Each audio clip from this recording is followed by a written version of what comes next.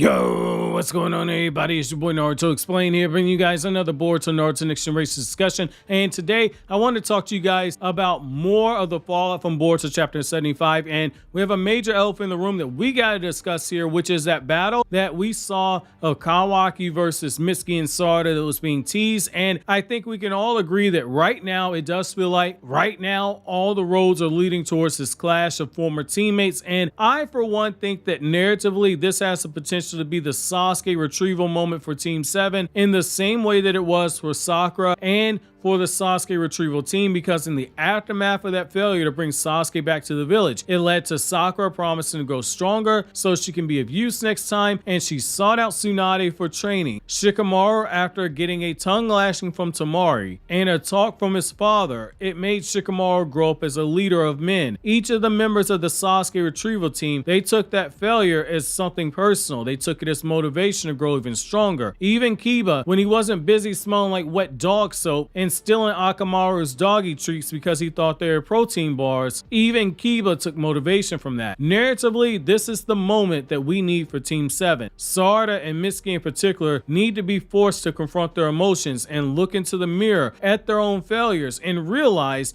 that those failures to keep up with Boruto and Kawaki, granted, as near impossible as a task as it is due to the Karma Seal itself, their failures brought them back to this very moment, and it won't be enough that they felt useless and vowed to grow stronger. The extent of their uselessness and their weaknesses will be put on full display when they clash against a pissed off Kawaki, especially if Kawaki goes back to fighting the way they did when Jigen trained him, which isn't a fight to subdue your opponents like, say, Konoha Shinobi are taught. His blows were intended to be blows that cause real, targeted, specific harm, cerebral harm to the enemy. Those cerebral strikes were meant to kill people, and it's going to be something that Sarada and Mitsuki need to experience without having Boruto there to back them up, like he did in the Boro fight, where before they could all get killed, Momoshiki took over and destroyed Boro in that fight after using Naruto as a chakra charging station, which is only topped in the level of disrespect by the fact that Kawaki told Naruto during the tree climbing exercises that this tree is alright, it ain't exactly mid, but the trees planted by Established Titles are even better, which Established Titles is actually the sponsor of today's video. Established Titles is a fun and novel way to preserve the natural woodlands of Scotland while helping with global reforestation efforts. It's a project based in historic Scottish custom where landowners are referred to as lairds or lords and ladies in English. With Established Titles, you get at least 1 square foot of dedicated land on a private estate in Edelston, Scotland, and an official certificate with the crest, which has a unique plot number to show you your land. Established Titles plants a tree with every order they receive and work with charities like One Tree Planet and Trees for the Future to support global reforestation efforts. Just as Naruto gets to call himself Lord Hokage, you can officially call yourself Lord or Lady, which now that I have this certificate calling me a Lord, it's going to be on my desk and everybody who comes to my office has to call me the Lord. And you can get it on your credit card or your plane tickets, or you sussy bakas can even use it on your dating profiles. If you go for the romantic route, you can also purchase the couples pack, which comes with adjoining plots of land. The first 200 people purchasing the title pack using my link will effectively be next to my plot within a few minutes of walking distance from it. Depending on how many of you guys want to become a lord or a lady, we can build our own little Naruto Explained kingdom. My late grandmother, who just passed away, not only loved flowers but also trees as well, so I'm gonna purchase one to honor my late grandmother. It makes an amazing last minute gift. Established Titles is actually running an early Black Friday sale, plus if you use the promo code EXPLAIN, you get an additional 10% off. Go to establishedtitles.com/explain to get your gift and help support the channel. Thank you again to Established Titles for sponsoring today's video. So here's the thing, I think we all can agree that Sarada versus Kawaki in that transformed state is going to be an absolute wash, even if she's got the Sharingan cut on, simply because while the Sharingan does have ways it can prove that it is useful against Kawaki, with Sharingan being able to see chakras of color, so when Kawaki shrinks himself down, Sarada can call out his location and other coordinations with Mitsuki in order to attack him. Sarada's Sharingan allows her to predict the movements of her enemy before they even even attack. The fact remains that this would be the same thing as Ishiki versus Sasuke was, where Ishiki made Sasuke a kicking dummy, a surfboard, and a pincushion all in the same fight. So what if you have the Sharingan? If your body is too slow to react to the moves that your Sharingan seeing, you won't be able to capitalize on that knowledge, something that Rock Lee proved to Sasuke when he humbled him during the Chunin exams. The same when it comes to chakra enhanced punches. They do Sarada no good if she's too slow to attack Kawaki. Now her Chidori,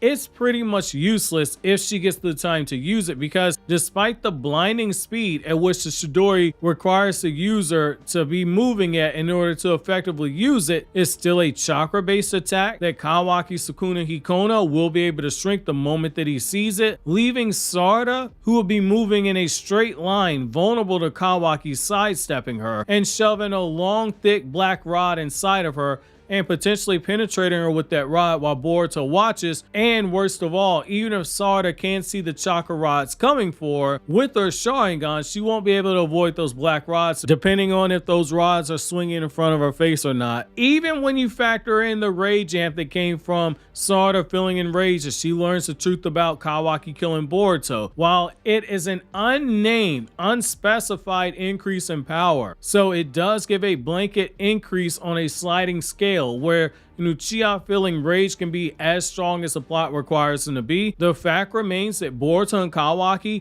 have gotten too far ahead for even a rage hatred amp to boost her power as it currently is right now, to a point where she's competitive. Though this is a shonen, so again, this is not impossible. We've seen bigger ass pulls in Naruto. Now with Mitsuki and his sage powers, that's a definite plus, just given that again it has a unknown increase in power, so he has a sliding scale to attack with, but he runs into the same issues as Sarada. Kawaki is a hard counter to Mitsuki and Sarada, the same way that Jigen was a hard counter, on top of just being stronger. Between Karma being able to absorb jutsu and his Dojutsu being able to shrink their attacks, and his Dojutsu being able to summon those chakra cubes, granted not at the same speed as Ishiki, those cubes are still a problem to deal with, especially when you consider the manga has already revealed they can negate the sensory abilities of even 6-path Sage mode, which is wild to even think about Kawaki possessing something like that. However, I've said it before and I will say it again. Sarada and Mitsuki, they need to lose to Kawaki, and it needs to either be a crushing defeat or it needs to be a close defeat with Kawaki holding back, because they set their goal as wanting to be strong enough to fight Otsutsuki, which that is fine. That's an admirable goal. But now Otsutsuki tier power, it has a face.